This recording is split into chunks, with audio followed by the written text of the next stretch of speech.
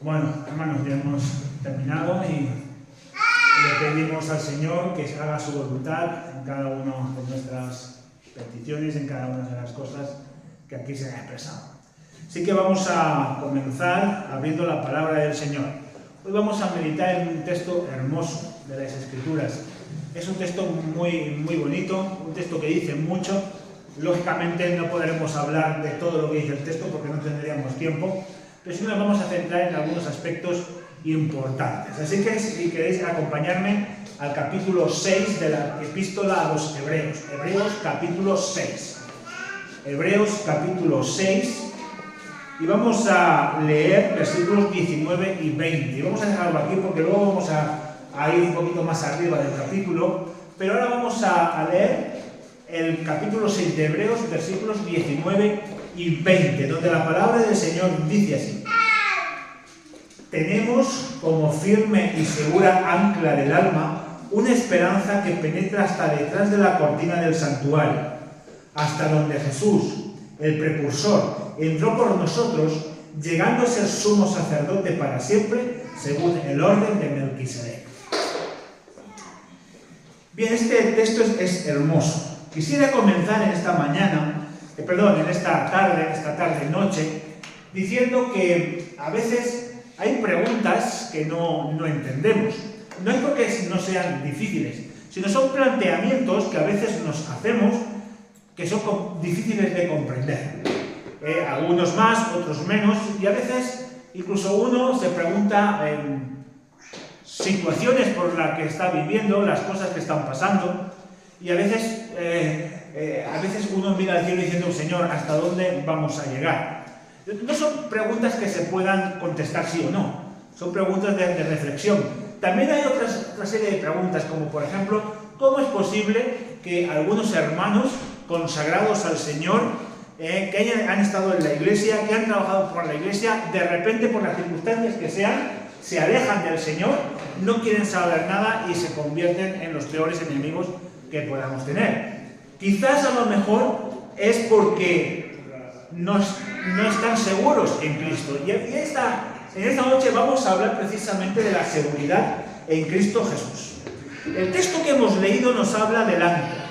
Bien, todos sabemos para qué sirve un ancla. El ancla lo que hace es que fija una embarcación para que la embarcación no vaya a la deriva, sino que la fija.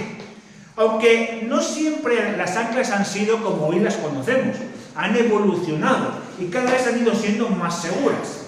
Si nosotros tendríamos que preguntar quién inventó el ancla, pues la cosa no está muy clara. Algunos historiadores piensan que fueron los egipcios, porque sí que tenemos algunos vestigios, algunas pinturas, algunas pruebas de que los egipcios utilizaban anclas, pero no como nosotros las conocemos. Las anclas que utilizaban los egipcios era una piedra que ataban a una cuerda, la echaban y ataban la pequeña barca. Conforme las barcas fueron haciendo más grandes, pues empezaron a inventar otra serie de cosas.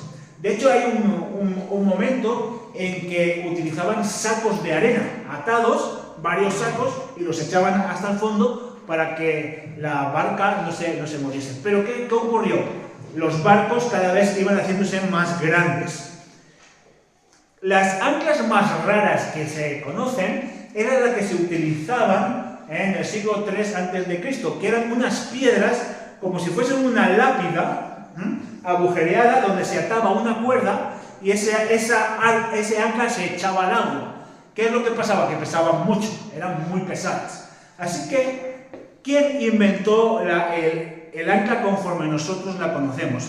Se cree que fueron los griegos, porque tenemos pruebas históricas que en la época de los griegos ya se utilizaban anclas, aunque eran de madera, con las terminaciones de hierro. Sí que lo que nosotros sabemos es que a partir del año 1700 ya se empezaron a fabricar de hierro, de acero. Bueno, y todo ha ido evolucionando. Los barcos cada vez se han hecho más grandes y las anclas son inmensas.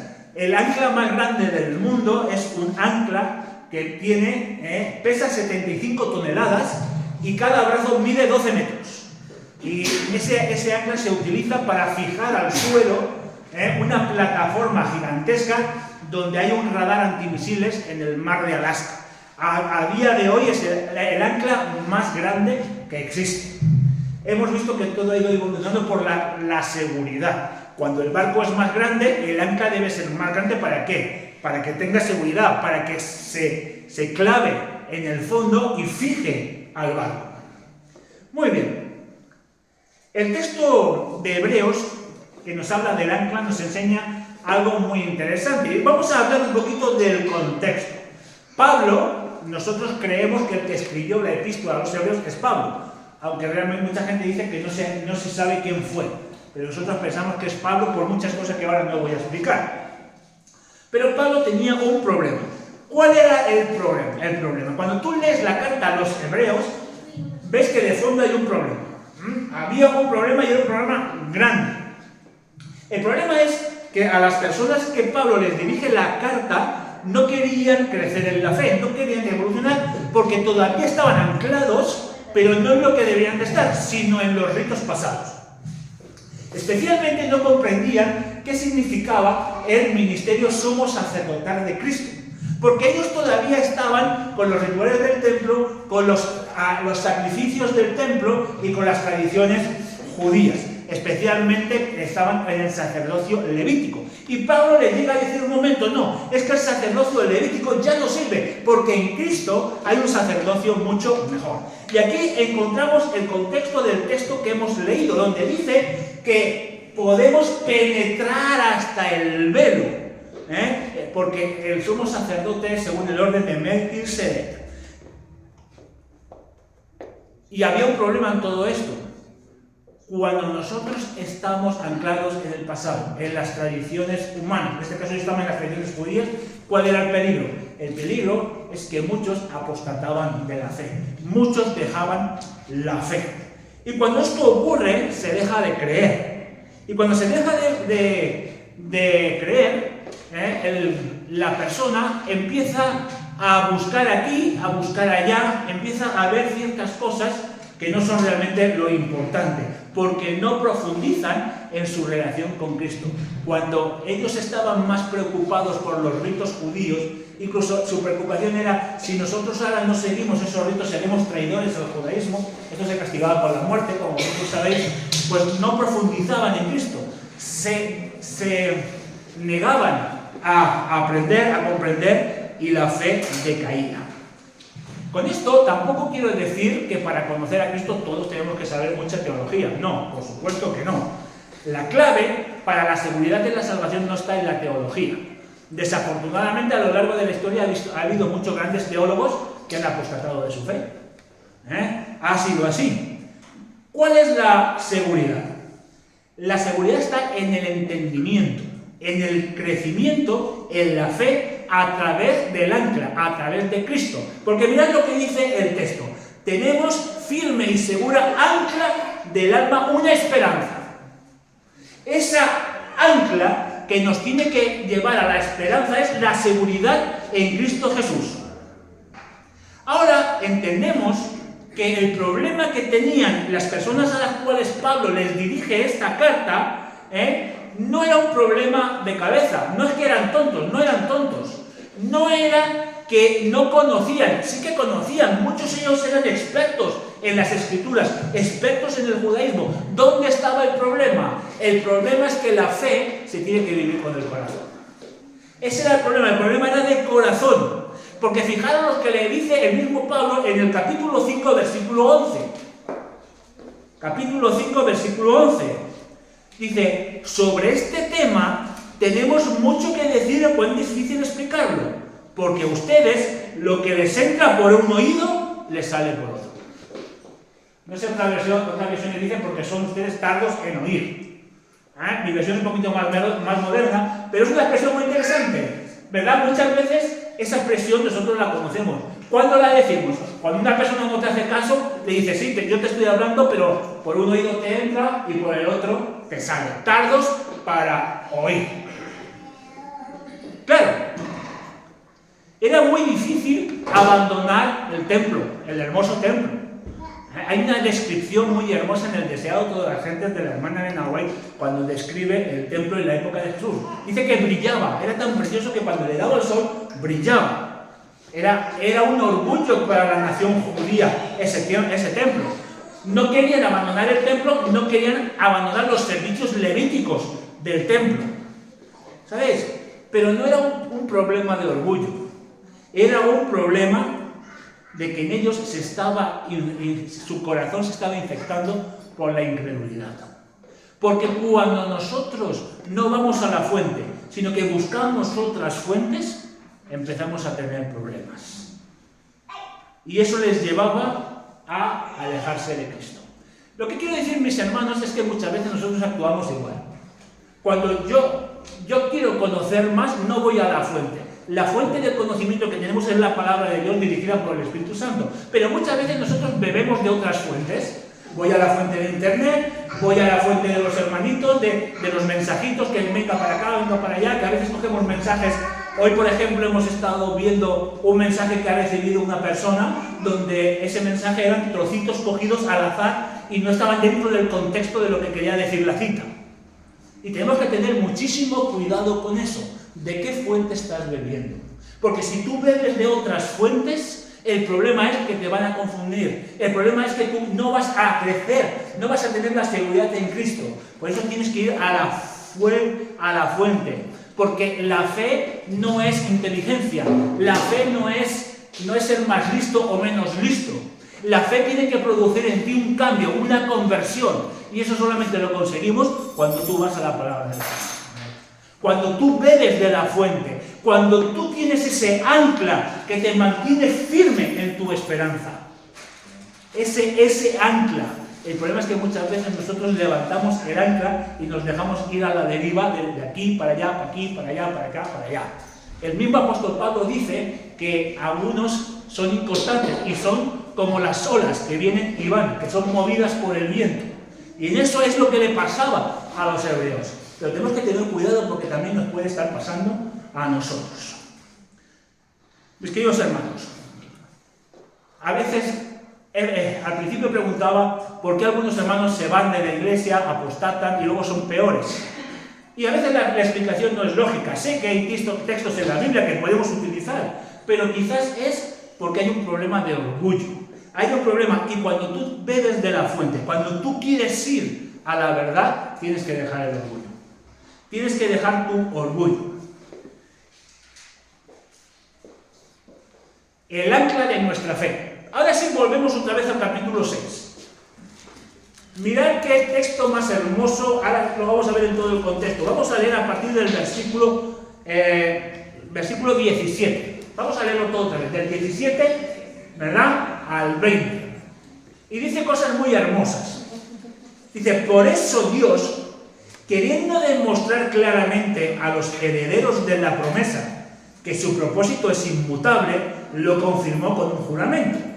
Lo hizo así para que mediante la promesa y el juramento, que son dos realidades inmutables en las cuales es imposible que Dios mienta, tengamos un estímulo poderoso, los que buscando refugio nos aferramos a la esperanza que está delante de nosotros. Y ahora dice: tenemos como firme y segura ancla del alma una esperanza que penetra hasta detrás de la cortina del santuario, hasta donde Jesús, el precursor, entró por nosotros, llegando a ser sumo sacerdote para siempre, según el orden de Melquisedec. Por lo tanto, este texto es hermoso. Nos dice varias cosas. Primero, que nuestra esperanza está fundamentada en un juramento, en una promesa. Y nos está diciendo el texto, en todo el contexto, que nuestra seguridad solamente está en Cristo Jesús. Nuestra seguridad no reside en aquí, en allá, en los vídeos, para aquí, para allá. Nuestra seguridad reside solamente en Jesús. Porque ¿quién es nuestra firme ancla? Es Jesús. Y nuestra seguridad está en Él. ¿Qué es lo que quiere decir? Bueno, aquí hay algo extraño, ¿verdad? Hay algo extraño. ¿Por qué dice el texto que el que hace el juramento es Dios, cuando se supone que los que tenemos que jurar lealtad a Dios somos nosotros a Él, no Él a nosotros? Pero el texto dice que el juramento, ¿quién lo hace? Lo hace Dios. Y dice, y es imposible que en esto Dios mienta. Como la seguridad, es imposible que Dios mienta, porque Dios y la mentira no pueden estar juntos. pero es Dios el que hace el juramento. Dice, y hace 2 juramentos en los cuales el Señor no puede mentir. Bueno, es asombroso y es maravilloso lo que nos está diciendo. Nos está diciendo es que el amor de Dios se muestra hacia nosotros y se muestra hacia que tú y yo podemos controlar nuestros miedos, nuestras preocupaciones, nuestras ansiedades. Incluso podemos soportar nuestras dudas. ¿Cómo? Con el ancla. Esos 2 juramentos, que ahora veremos qué juramentos dice, esos son los que está la esperanza delante de nosotros. Y para que la esperanza no se pierda, para que tú no vayas a la deriva, ánclate. El ancla es Jesús, ese es nuestro ancla. Bueno, dice que confirmó la promesa de la salvación con un juramento. Bueno, vamos a ver el juramento. Vamos a Hebreos capítulo 5, versículo 6. 5, 6. Dice, y en otro pasaje dice, tú eres sacerdote para siempre, según el orden de Melquisedec. Bueno, sabéis que Melquisedec es un personaje importante en la Biblia de cuando tenemos información. Hay muy poquita información. Incluso el espíritu de profecía dice muy poquito acerca de él. Lo único que sabemos es que era sacerdote, aunque no era levita. No sabemos, porque no dice de qué tribu era, pero tenía algo importantísimo. Tenía 2 cargos que los unía, que era sacerdote y rey de Salem. Sabemos que era tan importante que Abraham le entrega todos los diezmos y el botín de la guerra cuando derrota a los reyes y rescata a su sobrino Lot. Por lo tanto, es importante. Además, aquí Pablo está citando un salmo que hemos estudiado el trimestre pasado, el Salmo 110, versículo 4, donde también habla de Melquisedec. En definitiva, lo que nos está diciendo tanto Pablo como el Salmo es que Dios no cambia, porque Dios no puede cambiar. Y si Dios nos ha dado una promesa, y encima esa promesa la ha garantizado con un juramento, es que Dios no puede cambiar. Y esa promesa es para nosotros. Es una promesa maravillosa para ti y para mí, para que la tengamos en nuestros corazones. El versículo 18 nos habla de 2 juramentos. Dice, es imposible que en estos juramentos Dios cambie. ¿Qué juramentos son? ¿Qué juramentos? ¿Dónde Dios dice juro? Además dice la palabra del Señor, dice, no jurarás. Pero Dios sí que puede jurar. Bueno, estos 2, no me voy a extender mucho. Estos 2 juramentos son 2 promesas. Hay 2 promesas que garantizan el servicio sumo sacerdotal de Cristo. La primera es la promesa que Dios le hace a Abraham. La promesa que el Señor le hace a Abraham. Y la segunda es la promesa davídica, la que Dios le hace a David. ¿Y cómo nos garantiza Dios esa promesa? Dios garantizó esa promesa de varias maneras. Primero, con 2 juramentos. Jurar y prometer. 2 juramentos. 2 cosas importantes a Abraham y a David, porque esas 2 promesas se convirtieron en la base principal de la confianza que el pueblo tenía en Dios, porque se basaban en una promesa, se basaban en algo en lo que Dios no iba a cambiar, en una promesa que después el apóstol Pablo nos va a decir que aunque nosotros no somos literalmente descendientes de Abraham, también somos herederos de esa promesa. ¿Por qué? Porque en Abraham hemos sido injertados en Israel. Por lo tanto, esas 2 promesas, la promesa a Abraham y la promesa a David, son para nosotros hoy. Y dice, y en esto Dios no puede cambiar. Son la confirmación inequívoca, la confirmación que no se puede romper de que el único que nos puede salvar es Dios. Que en Dios está la salvación. Y esos 2 juramentos no dependen de ti, no dependen de mí, dependen de Dios, porque el que los hace es Dios. Y cuando Dios los hace, yo sé que Dios los va a llevar a cabo. Porque Dios no es humano para que se pueda echar atrás. A veces los seres humanos hacen promesas o hacen cosas y luego se echan atrás, por lo que sea, por las circunstancias que sean, pero Dios no. Dios promete y Dios hace.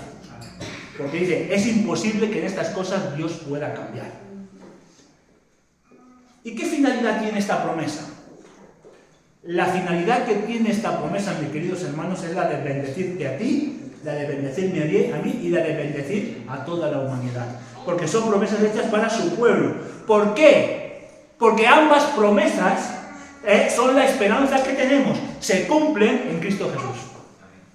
Esas promesas se cumplen en Cristo Jesús. Y a través de Cristo toda la humanidad es bendecida. Va a depender de la decisión de cada uno o de la elección. Pero toda la humanidad es bendecida. Por lo tanto, esa promesa es irrevocable. Dios no la ignora. Y en eso se basa nuestra ancla. ¿En qué se basa el ancla? ¿En qué se basa el texto que nos leemos ahí? Se basa en la promesa que se cumple en Cristo Jesús. Y por eso nuestra ancla y nuestra esperanza no debe de estar depositada en la teología, no debe estar depositada en lo que yo escucho aquí, no debe estar depositada en internet, ni siquiera lo que yo escucho del pastor tal o del pastor cual. Nuestra esperanza debe estar basada única y exclusivamente en Cristo Jesús. Y a través de su palabra yo la voy a aceptar en mi corazón. Porque a veces perdemos el tiempo en otras cosas en vez de estar estudiando la palabra del Señor.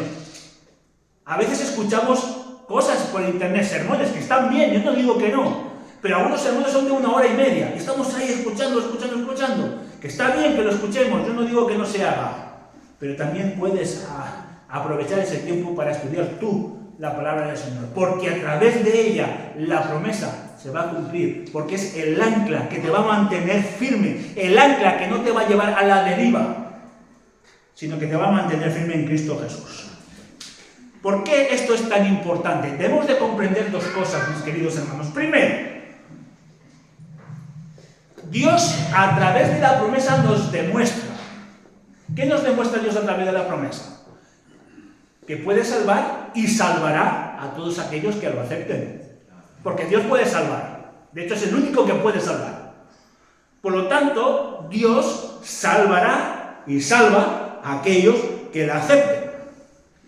Ya que Jesús es el representante de la raza humana. Jesús vino como un ser humano. ¿Y qué demuestra? Demuestra que todos somos aceptados en Cristo Jesús. Pero para ser aceptado en Cristo Jesús, yo tengo que también hacer algo. Porque es un trato. Es cierto que yo recibo la promesa porque la promesa me la ha dado Dios. Y eso es inmutable. Yo recibo la promesa. Pero para que la promesa sea una realidad en mí, para que la promesa esté en mi corazón, tengo que morir al yo. Deja el orgullo. Y aprende de Jesús a través de su palabra.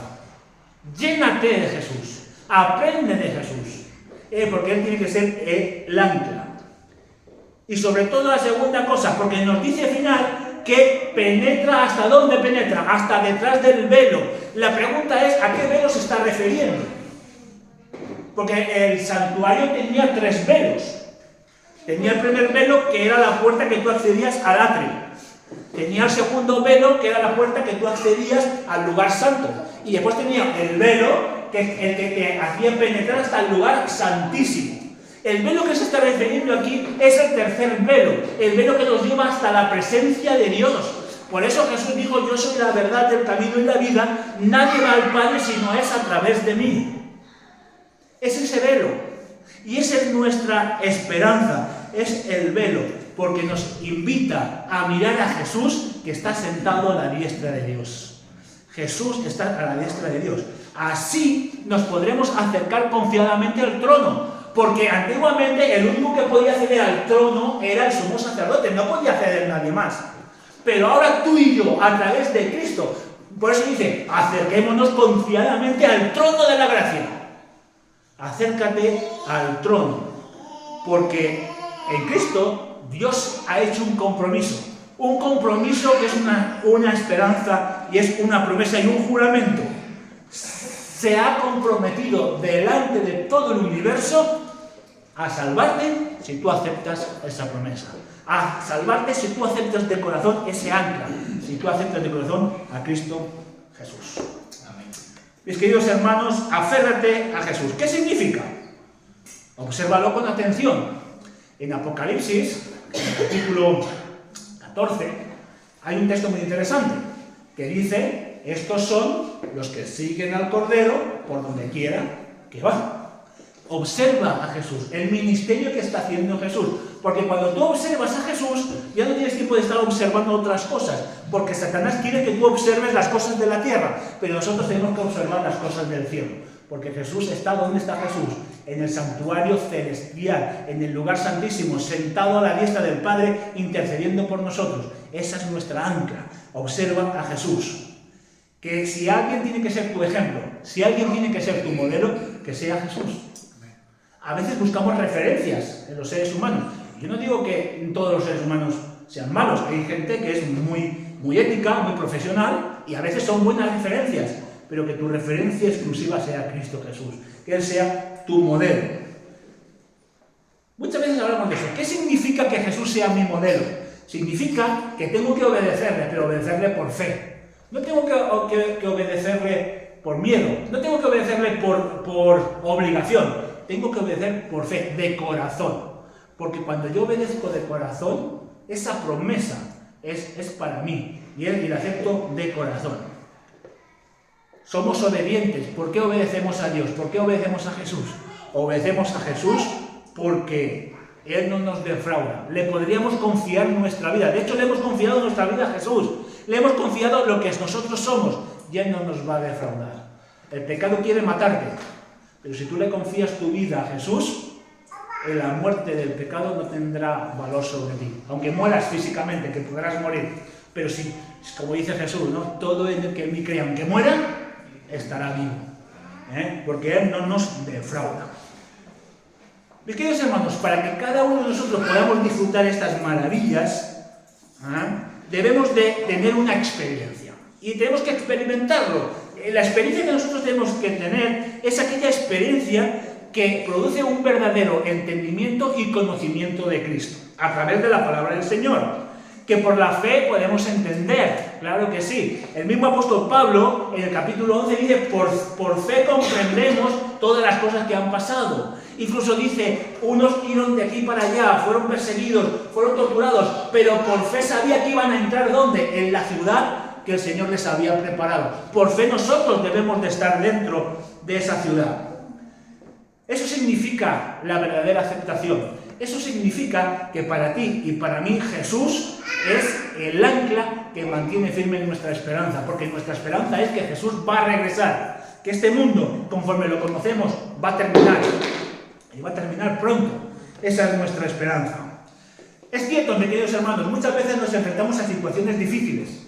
Nos enfrentamos a situaciones complicadas, incluso algunas de dolor, de sufrimiento, porque no entendemos, no comprendemos las cosas que nos están pasando. Cuando nos sentimos a veces perseguidos, cuando nos sentimos a veces humillados incluso por la gente que tenemos alrededor, por los que están más cerca de nosotros. A veces ocurre y no comprendemos.